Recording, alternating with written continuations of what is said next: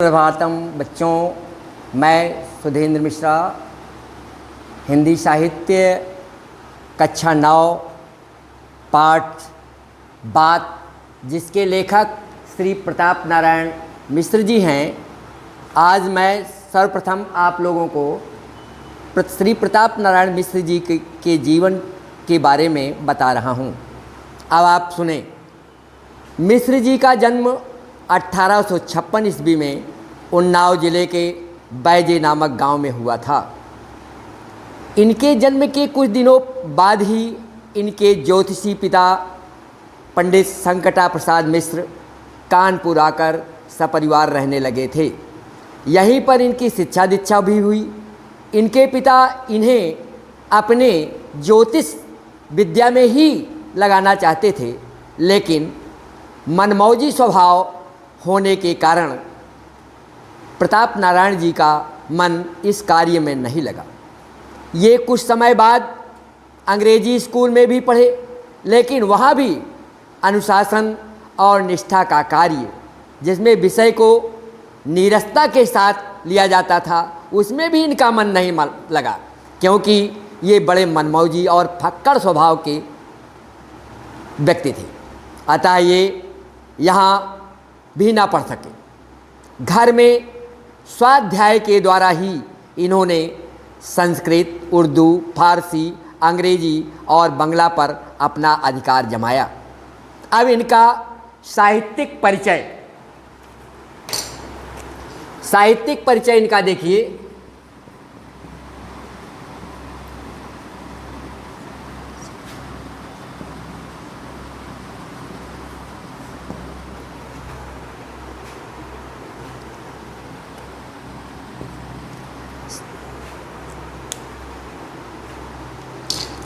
मिश्र जी के साहित्यिक जीवन का प्रारंभ बड़ा ही दिलचस्प रहा। कानपुर उन दिनों लावनी बाजों का केंद्र था और मिश्र को लावनी अत्यंत प्रिय थी। लावनी बाजों के संपर्क में आकर इन्होंने लावनियाँ और ख्याल लिखना शुरू किया।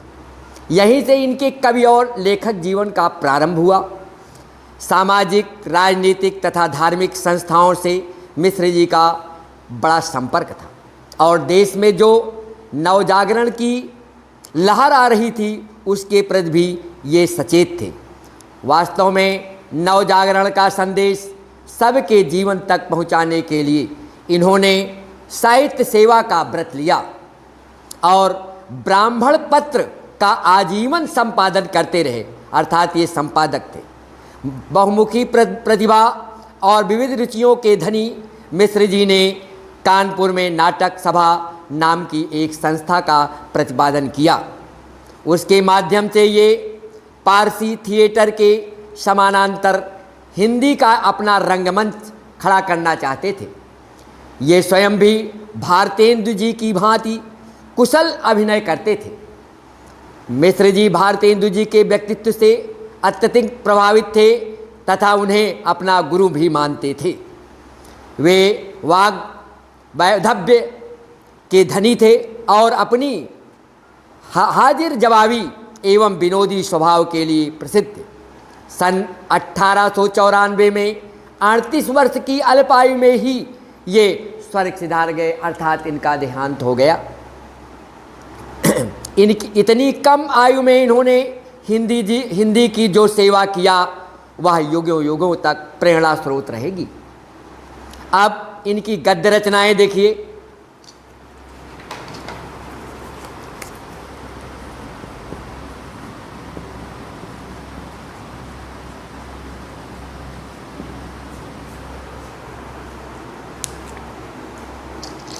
प्रताप पीयूष, प्रताप समीक्षा, निबंध संग्रह आदि इनकी गद्य रचनाएं हैं।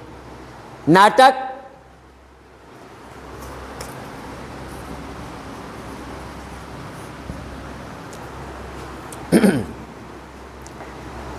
कलि कौतुक, कलि प्रभाव, नव संकट, हठी समीर, भारत दुर्दशा आदि। और एक कुछ नाटक लिखे जैसे पंचमृत, इंदिरा, नीति रत्नावली आदि।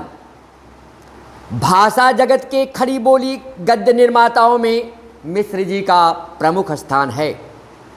इनकी भाषा प्रभाव युक्त, सुबोध एवं मुहावरेदार है। इन्होंने गंभीर और साधारण दोनों प्रकार के विषयों पर रोचक निबंध लिखे हैं। इन्होंने बात, बुढ़ापा, दांत, भाव, रिश्वत, मुच्छ, धोखा, बंदरों की सभा आदि साधारण विषयों के अतिरिक्त प्रचलित कहावतों पर भी निबंध लिखे हैं, जैसे मेरे को मारे साहमदार तथा समझदार की मौत। सामाजिक, राजनीतिक और साहित्यिक विषयों पर भी मिश्र जी ने विचारपूर्ण गंभीर निबंध लिखे हैं। इनके निबंधों में हास्य एवं व्यंग दोनों का समन्वय है, जिसके कारण निबंधों में चुटीलापन और जिंदादिली भी दिखाई पड़ती है। इनकी शैली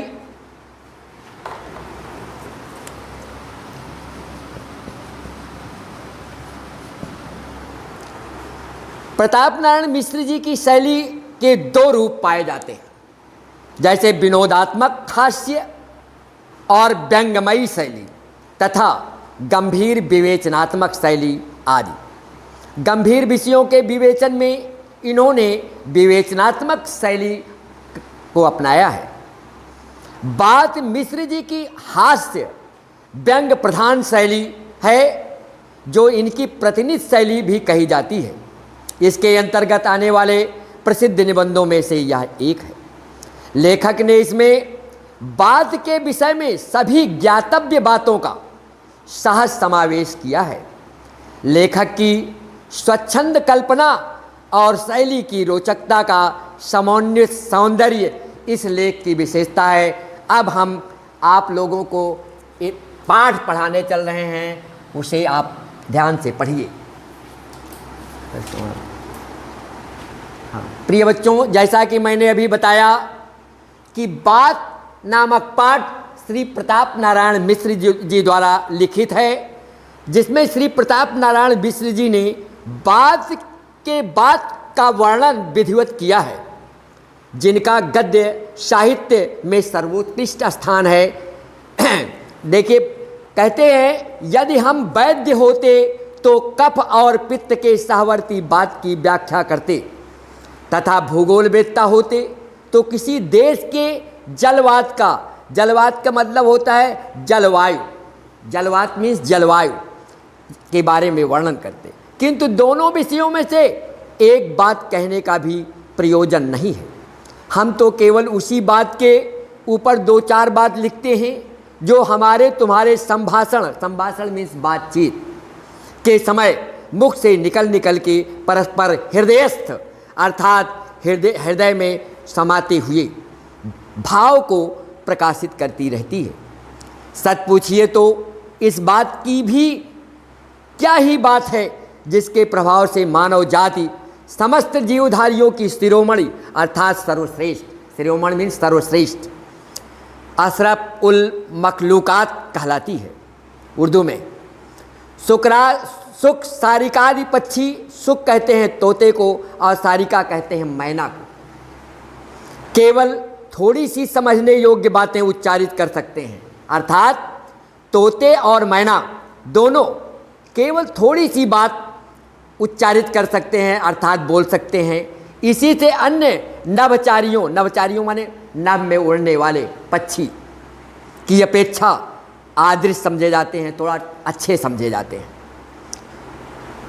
फिर कौन ना मानेगा कि बात की बड़ी बात है, बात की बात बहुत बड़ी बात है।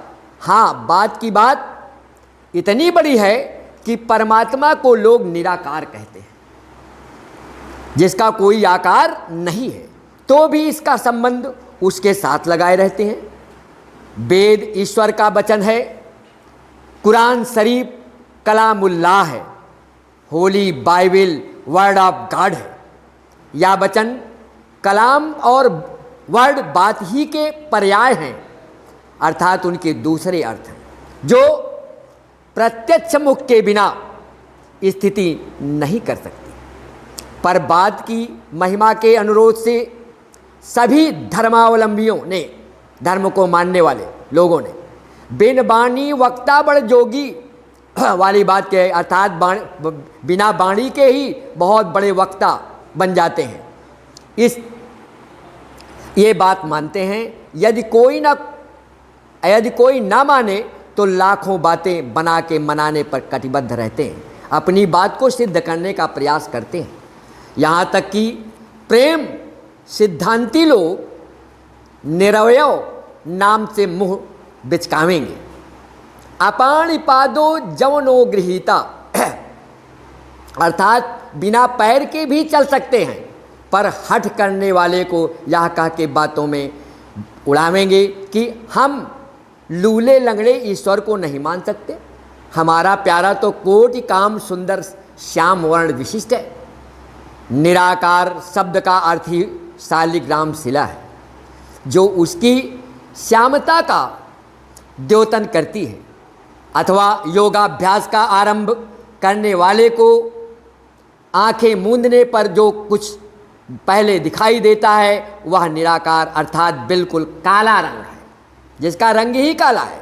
सिद्धांत यह है कि रंग रूप रहित को सब रंग रंजित एवं अनेक रूप सहित ठहरावेंगे, किंतु कानों अथवा प्राणों व दोनों को प्रेम रस से चिंतित करने वाली उसकी मधुर मनोहर बातों के मजे से अपने को वंचित ना रहने देंगे।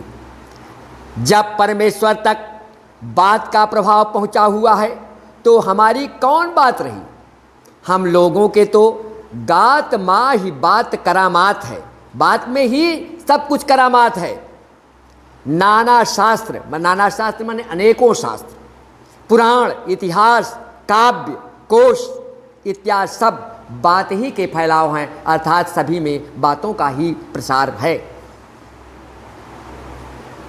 जिनके मध्य एक एक बात ऐसी पाई जाती है जो मन, बुद्धि, चित्त को अपूर्व दशा में ले जाने वाली, अथच लोक परलोक में सब बात बनाने वाली है।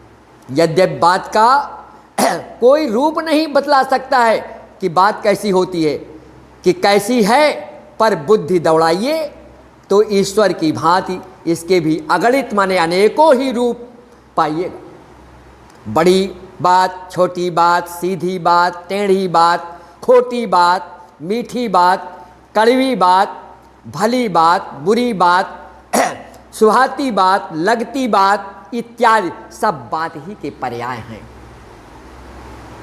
बात के काम भी इसी भांति अनेक देखने में आते हैं।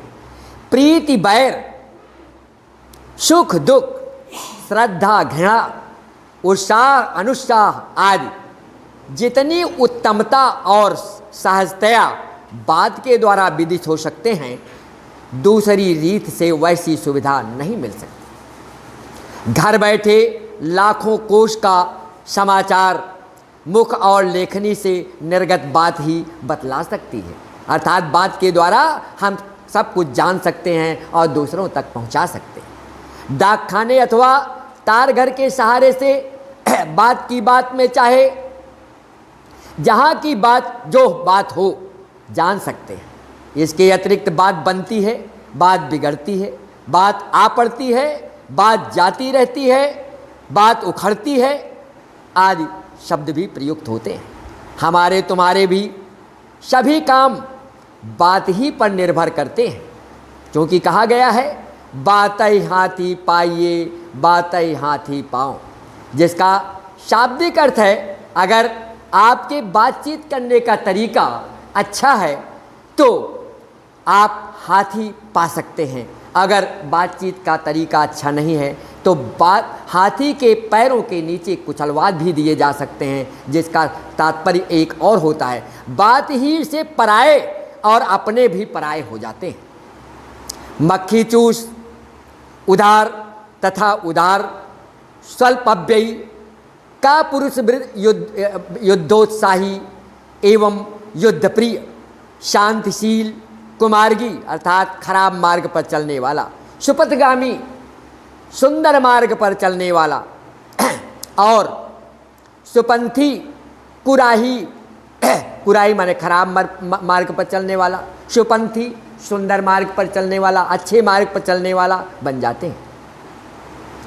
बात का तत्व समझना हर एक का काम नहीं है और दूसरों की समझ पर आधिपत्य जमाना, अधिकार जमाने योग्य बात गढ़ सकना भी ऐसे वैसों का साध्य नहीं है। बड़े बड़े विज्ञवरों माने जानकार तथा महाकविश्वरों, बड़े बड़े कवि के जीवन बात ही के समझने और समझाने में व्यतीत हो जाते हैं।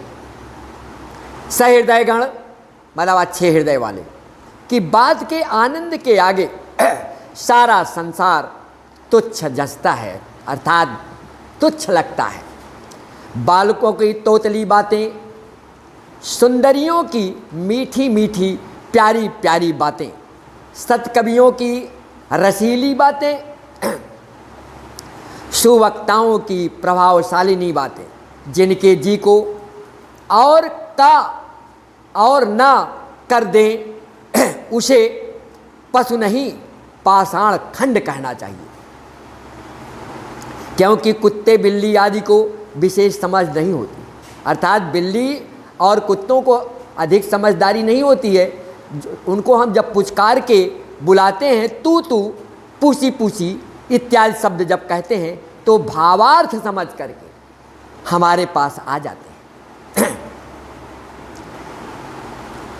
और अपना स्नेह अर्थात प्रेम प्रदर्शित करने लगते हैं, हमसे लिपट जाते हैं। फिर वह मनुष्य कैसा जिसके चित्त पर दूसरे सहृदयवान की बात का असर ही ना हो। यदि लोगों की बात का हमारे ऊपर असर ना हो तो हम मानव कैसे। हमारे परम पूजनीय आर्यगण अपनी बात का इतना पक्ष करते थे, अर्थात इतना पक्ष रखते थे कि रामायण में एक कहावत है, तन तिय तनय धाम धन धरनी सत्य संध कहा तृण संवरणी। अर्थात जब तन माने होता है शरीर, तिय माने होता है पत्नी, तनय माने होता है पुत्र और धाम का मतलब होता है घर और धन का मतलब होता है धन दौलत। इस प्रकार से अर्थात फिर और कहा है, प्राणन ते सुत अधिक हैं, सुत ते अधिक प्राण। यहाँ तक भी बताया प्राणों से भी प्रिय अर्थात सुत होते हैं, प्राणों से भी प्रिय सुत होते हैं, सुत माने पुत्र, और सुत से भी अधिक प्राण प्रिय होता है। ते दोनों दशरथ तजे, इन दोनों को ही दशरथ जी ने त्याग दिया था, अर्थात पुत्र को भी त्याग दिया था और प्राण को भी त्याग दिया था। प्राण वचन न दीन हो जान, इसलिए वचन बिना समझे बूझे नहीं देना चाहिए। अपना वचन देने के कारण दशरथ जी ने अपने पुत्र का भी त्याग कर दिया था और अपना प्राण भी त्याग दिया था इत्यादि। उनकी अक्षर संबद्धा कीर्ति सदा संसार पट्टिका पर सोने के अक्षरों में लिखी रहेगी।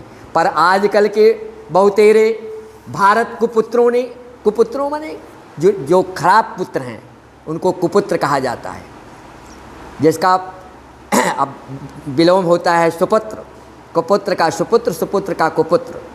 या ढंग पकड़ रखा है कि मर्द की जबान और गाड़ी का पहिया चलता फिरता ही रहता है।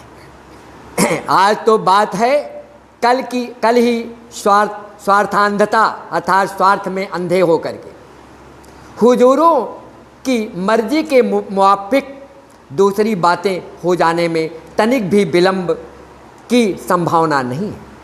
यद्यपि कभी कभी अवसर पड़ने पर बात के अंश का कुछ रंग ढंग परिवर्तित कर लेना नीति विरुद्ध नहीं है, पर कब जात्युपकार देशोद्धार, जाति के उपकार के लिए, देश के उद्धार के लिए, प्रेम प्रचार के लिए आदि के समय, न कि पापी पेट के लिए, अर्थात पापी पेट के लिए नहीं करना चाहिए, जाति के उपकार के लिए, देश के उद्धार के लिए और प्रेम प्रचार के लिए करना चाहिए। हम लोग हैं जिन्हें आर्य कुल रत्नों के अनुगमन की सामर्थ्य नहीं है, किंतु हिंदुस्तानियों के नाम पर कलंक लगाने वालों के भी सहमार्गी बनने में घिन लगती है।